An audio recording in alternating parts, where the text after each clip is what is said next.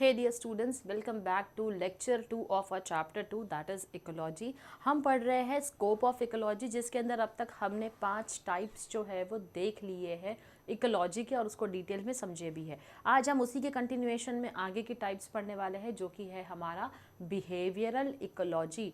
Term behaviour ही हमको कुछ derive करता है, कुछ मीनिंग बताता है, कुछ समझाता है।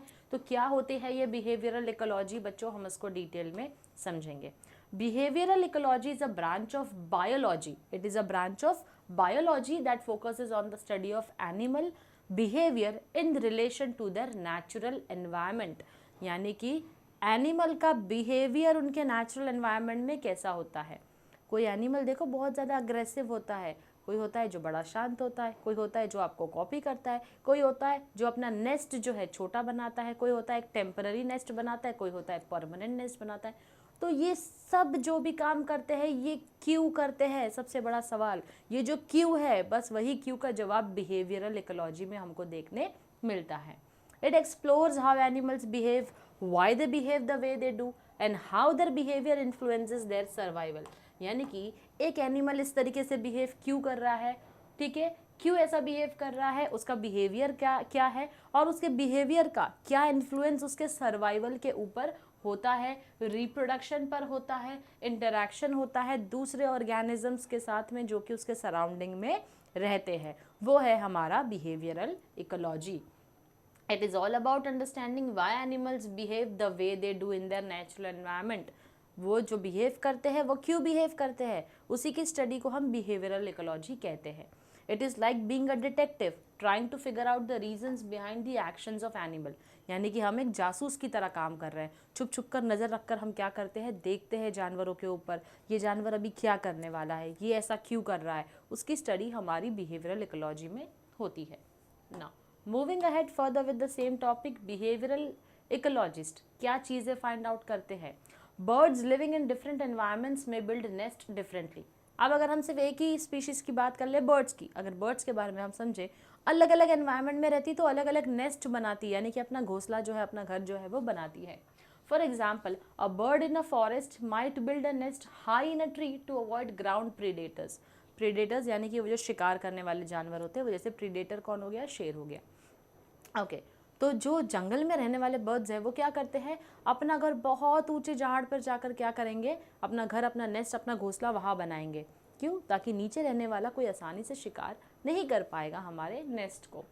While a bird in a grassland might build a nest on the ground where there are fewer hiding places for the predators। ऐसा बर्ड जो ज़मीन पे रहेगा, उड़ने वाला नहीं है, तो वो ग्रास लैंड पर ही क्या बनाएगा, अपना नेस्ट बनाएगा, ताकि आसमान से उड़ने वाले प्रीडेटर उनके ऊपर अटैक जल्दी ना कर सके। तो ऐसी छुपी हुई जगह पर जाकर अपना नेस्ट जो है वो बनाएगा। अब कुछ बर्ड्स जो है, अब ये बर्ड्स क्यों ऐसे करते हैं, अपना घर ऊंचा क्यों बनाते हैं, उसका जवाब है ज़मीन के शिकार से बचने के लिए। जो ज़मीन पर एकदम घास के बीच में छुपा कर घर बनाते हैं, वो आसमान के प्रीडेटर्स से बचाने के लिए। तो इस क्यू का जवाब हमको यहाँ मिला है। अब कुछ बर्ड्स जो है जो मटेरियल्स का इस्तेमाल करते हैं घर बनाने के लिए, कुछ ट्विग्स का इस्तेमाल करते हैं। ट्विग्स मतलब वो जो हम कहते हैं ना, तिनके का इस्तेमाल करते हैं, कुछ पत्तों का इस्तेमाल करते हैं, कुछ मड का इस्तेमाल करते हैं, मड यानी कि मिट्टी का इस्तेमाल करते हैं, गीली मिट्टी का अपना घर बनाने के लिए। कुछ होते हैं जो कि फेदर का इस्तेमाल करते हैं, मॉस का इस्तेमाल करते हैं, स्पाइडर वेब्स जो बनते हैं हमने वो भी देखे। तो ये उनका अपना अपना घर बनाने का तरीका है। बिहेवियरल इकोलॉजिस्ट इसी चीज़ को पढ़ते हैं कि कुछ बर्ड्स जो है वो ट्विग्स का इस्तेमाल क्यों कर रहे हैं घर बनाने, दूसरा जो है वो फेदर का इस्तेमाल क्यों करता है अपना घर बनाने के लिए। यही स्टडी बिहेवियरल इकोलॉजी है। अभी in some bird species both parents work together to build the nest and care for the eggs and chicks. कुछ बर्ड की स्पीशीज ऐसी होती है जहाँ पर दोनों ही पेरेंट्स मिलकर काम करते हैं घर को बनाने के लिए, और दोनों ही मिलकर अपने अंडे भी बचाना चाहते हैं और अपने बच्चों का भी ध्यान देना चाहते हैं। कुछ ऐसे भी बर्ड्स होते हैं जहाँ पर सिर्फ एक पेरेंट ही है जो सारा काम करता है। तो बिहेवियरल इकोलॉजिस्ट इन्वेस्टिगेट करते हैं कि पेरेंटल केयर जो होता है वो अलग अलग स्पीशीज में अलग अलग क्यों है, and how it affects the survival of the offspring. और इसी का इम्पैक्ट, जहाँ पर दो पेरेंट मिलकर बच्चों को पाल रहे हैं उसका इम्पैक्ट क्या है उनके बच्चों पर, और जहाँ पर सिर्फ एक ही पेरेंट मिलकर अपने बच्चे को संभाल रहा है, घर बना रहा है, दूसरा तो लीस्ट बॉदर्ड है, तो ऐसा क्यों। तो उसी की स्टडी होती है बिहेवियरल इकोलॉजी में। Now, birds may compete for nesting sites and materials, especially in areas where resources are limited. तो birds वहाँ पर रहने की ज़्यादा कोशिश नहीं करेगी जहाँ पर resources हमारे पास कम हो. Behavioral ecologists study how competition influences nest building behavior and strategies birds use to compete others. तो basically ये birds की जो detail में study है हमने अभी देखी है. Birds may build nest in hidden or hard to reach places to avoid predators. Behavioral ecologists examine how the risk of predation influences nest site selection and nest building behavior. अब वो birds जो एकदम ऐसी जगहों पर घर बनाते जहाँ पर आसानी से कोई शिकार पहुँच नहीं पाएगा, तो उसका इन्फ्लुएंस क्या होता है उनके नेस्ट बिल्डिंग के ऊपर, नेस्ट साइट सिलेक्शन के ऊपर, वो भी स्टडी बिहेवियरल इकोलॉजिस्ट करते हैं.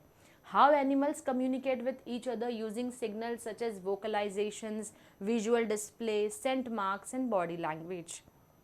कई बार क्या होता है, एक जंगल में जब सारे एनिमल्स मिलकर खेल रहे होते हैं, टाइम पास कर रहे होते हैं, उसमें से एक होगा जो ऊपर जाकर एकदम बैठा रहेगा, क्या करने के लिए, सबको इन्फॉर्मेशन देने के लिए.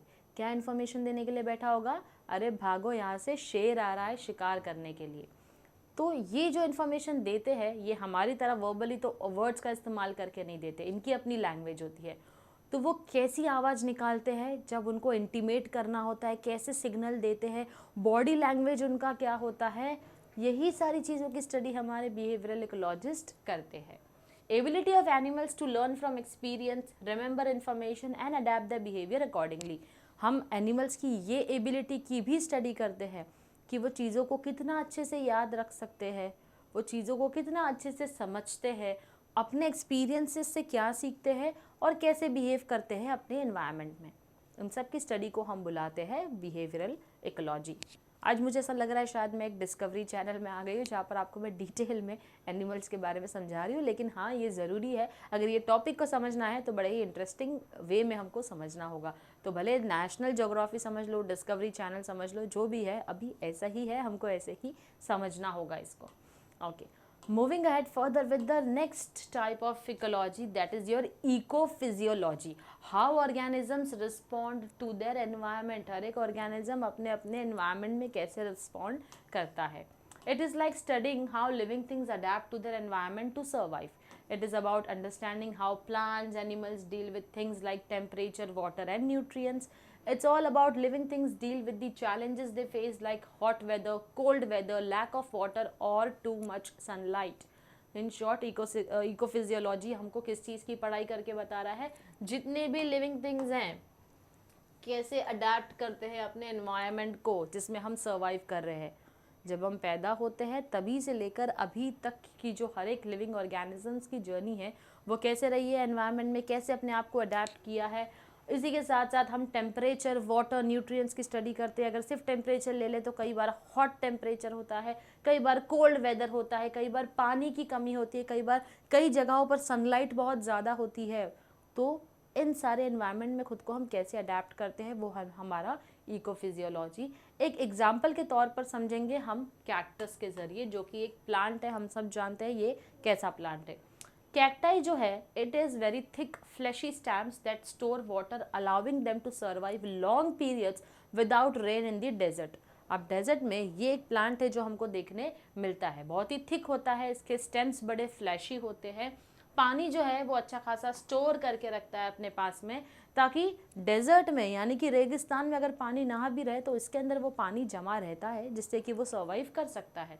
This is an adaptation to the dry environment helping the cactus deal with the scarcity of water. तो देखो कैक्टस ने अपने आप को कैसे अडेप्ट किया उस एनवायरनमेंट के साथ में. ड्राई एरिया है जहाँ पर पानी भी नहीं है, रेगिस्तान है, तो वहाँ पर पानी ही नहीं है, तो पानी के लिए उसने अपने आप को उस एनवायरनमेंट के साथ अडेप्ट किया वाटर स्टोरेज कैपेसिटी को रखकर. Reduced leave. Cacti often have small or no leaves which helps to reduce water loss through evaporation. अब इसके ज़्यादा लीव्स नहीं है इसीलिए वाटर लॉस भी उसका नहीं होता है. Instead they perform photosynthesis in their green stems conserving water while still making food. तो ये फोटोसिंथेसिस का इस्तेमाल करते हुए क्या करते हैं, अपने ग्रीन स्टेम्स को मेंटेन करके रखते हैं और पानी जो है कंजर्विंग वाटर बचा कर रखता है. डेफिनेटली वाटर स्टोरेज है जिससे कि वो अपना खाना खुद बना लेता है. अब for example, again continuing with the same example, night time opening. Some cacti open their stomata, that is tiny pores on their surface जो होते हैं वो अपने कैक्टाई क्या करते हैं, उसको ओपन करते हैं रात में when it's cooler and less Sunny. तो रात में क्यों ओपन करते हैं, जब बहुत ज़्यादा ठंडा रहता है या फिर सन जो है वो नहीं रहता है। This reduces water loss through transpiration while still allowing the cactus to take in carbon dioxide for photosynthesis। तो कहीं ना कहीं अगर आप देखो तो इससे वाटर लॉस उसका ज़्यादा नहीं होगा, और रात को वो कार्बन डाइऑक्साइड क्या कर रहा है, it is taking carbon dioxide in, that means inhaling carbon dioxide, जिससे कि उसका फोटोसिंथेसिस जो है वो चालू रहेगा। उसके शैलो रूट्स होते हैं that spread out wide allowing them to quickly absorb water from infrequent rainfall. अब उसके जो रूट्स होते हैं बेसिकली वो क्या होते हैं, शैलो होते हैं, जिससे कि इनफ्रीक्वेंट रेनफॉल, इनफ्रीक्वेंट यानी कि बारिश अगर कभी भी आ जाए तो उससे पानी को वो क्या करेगा, एब्जॉर्ब कर लेगा। This helps them take advantage of even small amount of moisture in the desert soil. अगर एक डेजर्ट सॉइल में छोटा सा भी मॉइस्चर है ना, तो वो अपनी इस क्वालिटी से क्या करता है, उस पानी को अपने अंदर खींच के उसको स्टोर करके रखता है। तो देखो कैक्टाई ने ड्राई एनवायरनमेंट में खुद को कैसे अडेप्ट किया, वो होता है हमारा ecophysiology. In simple terms ecophysiology help us to understand how living things जैसे कि कैक्टाई कुछ स्पेशल फीचर्स है, कुछ बिहेवियर्स है, जिससे कि वो क्या कर पाता है, सर्वाइव कर पाता है अलग अलग एनवायरनमेंट में। It's like discovering the secret tricks and tools that plants and animals use to deal with the challenges of the world around them.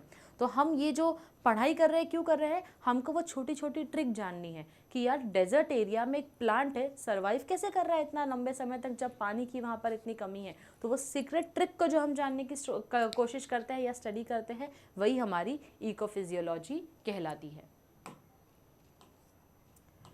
फिर आती है हमारी evolutionary ecology. Evolution, human evolution हुआ है, कई सारे स्पीशीज़ का इवोल्यूशन हुआ है, तो हम उसके बारे में समझेंगे। It is the study of how evolutionary processes shape the interactions between organisms and their environment। कैसे धीरे धीरे जो हमारा evolution process है उसका impact हमारे ऊपर होता है। It focuses on understanding how ecological factors influence the evolution of traits and behaviors in organisms over time। यानी over a period of time हमारा trait, हमारे features, हमारे specific qualities, हमारे characteristics, हमारे behaviors जो है वो कैसे चेंज होते हैं, हम उसी की स्टडी इवोल्यूशनरी इकोलॉजी में करते हैं। It is like looking at the big picture of nature and asking how did things get this way. हम एक नेचर की पिक्चर देख रहे हैं और हम सोच रहे हैं, उसको पूछ रहे हैं कि ये सारी चीज़ें ऐसे कैसे हुई है, कैसे बनी है, हम उसी को इवोल्यूशनरी इकोलॉजी कहते हैं। जैसे कि हम किसी एनिमल को देख रहे हैं और सोच रहे हैं why do animals look and act the way they do. Animals इस तरीके से क्यों दिखते हैं और ऐसे क्यों बिहेव करते हैं। How do animals survive and reproduce. Animal जिंदा कैसे रहते हैं, उनका रिप्रोडक्शन प्रोसेस कैसे होता है। How do animals survive and reproduce में हम इसके ऊपर फोकस करते हैं कि एनिमल्स कैसे जीते हैं, उनका रिप्रोडक्शन सिस्टम कैसे होता है। कुछ एनिमल्स हैं जो कि 6 महीने में डिलीवर करते हैं बेबी को, कुछ होंगे जो 12 मंथ्स में करते हैं, कुछ होंगे जो 14 में, कुछ 20 मंथ्स में। ये रिप्रोडक्शन प्रोसेस उनका ऐसा क्यों है। How do species interact with each other and their environment. How do new species form. New species कैसे आते हैं, स्पीशीज आपस में एक दूसरे से कैसे इंटरैक्ट करते हैं। एग्जाम्पल, अगर हम एक प्रीडेटर और प्रे का रिलेशनशिप समझे, यानी कि शिकारी और शिकार का relationship. Both predators and prey evolve traits and behaviours that help them survive and reproduce. तो दोनों के ही अपने कुछ ट्रेट और बिहेवियर है जो कि खुद के सर्वाइवल के लिए ज़रूरी है। फॉर एग्जाम्पल, प्रीडेटर्स में इवॉल्व शार्पर टीथ और faster running speed to catch prey. Predators जो शिकार है, जो ऐसे जानवर है जो शिकार करते हैं, उनकी जो दांत होंगे शिकार करने वाले वो हमेशा क्या होंगे, बड़े होंगे, और उनकी स्पीड जो है वो ज़्यादा होगी। क्यों, क्योंकि वो शिकार करके ही खाने वाले एनिमल्स हैं, तो ये उनका बिहेवियर है कि वो ऐसे ही रहने वाले हैं। On the other hand, while prey में इवॉल्व कैमोफ्लेज और defensive structure to avoid being eaten. यानी कि जो शिकारी है वो तो हमने समझ लिया, अब जो शिकार उनके बनते हैं, जो प्रे है, वो क्या होंगे, बेसिकली वो उनके अंदर ऐसे बिहेवियर या ऐसी क्वालिटी होगी कि वो जितना फटाफट हो सके वो डिफेंसिव हो सके, यानी कि अपने आप को उनका खाना बनने से रोक सके। कैमोफ्लेज ऐसी क्वालिटी होगी कि वो ऐसे गायब हो जाए कि सामने होते हुए भी आपको नहीं दिखे। जैसे कि गिरगिट जिस चीज़ पे जाता है वैसे ही कलर ले लेता है, तो वो कैमोफ्लेज वाली क्वालिटी है, यानी कि हमारे सामने वो झाड़ पर भी होगा तो हमको नहीं दिखाई देगा क्योंकि उसने अपने आप को वैसे अडेप्ट कर लिया है। तो बस इसी को हम इवोल्यूशनरी इकोलॉजी कहते हैं। अब जो हमारा लास्ट टाइप ऑफ इकोलॉजी है जो कि हमारा पॉलिटिकल इकोलॉजी है। क्या होता है political ecology? It is like looking at how nature and society interact and who gets to make decisions about the environment. कैसे नेचर और सोसाइटी आपस में इंटरैक्ट कर रहे हैं, नेचर और सोसाइटी कैसे इंटरैक्ट करते हैं और इनके बारे में डिसीजंस लेने वाला कौन है। किसके बारे में? एनवायरनमेंट के बारे में कौन डिसीजंस लेते हैं उसको हम बुलाते हैं political ecology. It's about understanding how politics, power and social relationships affect things, यानी कि पॉलिटिक्स, पावर और सोशल रिलेशनशिप कुछ चीज़ों को अफेक्ट करते हैं, जैसे कि लैंड का use, resource management, environmental policies. इन सभी को समझने के लिए हम जो स्टडी करते हैं वो है पॉलिटिकल इकोलॉजी। पॉलिटिकल इकोलॉजिस्ट क्या स्टडी करते हैं?